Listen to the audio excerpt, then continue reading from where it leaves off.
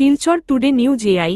শিলচর বাইপাসে জন ড্রাগস বিক্রেতা গ্রেফতার। শিলচর আজ সকালে শিলচর বাইপাসে পুলিশের এক সফল অভিযানে ধরা পড়ল জন ড্রাগস বিক্রেতা। গোপন সূত্রে পাওয়া তথ্যের ভিত্তিতে আসাম পুলিশ সকাল 10টার সময় এই অভিযান চালায় এবং সন্দেহভাজনদের আটক করে। পুলিশের মতে, ধৃত ব্যক্তিরা দীর্ঘদিন ধরে শিলচর ও আশপাশের এলাকায় নিষিদ্ধ ড্রাগস সরবরাহ করছিল।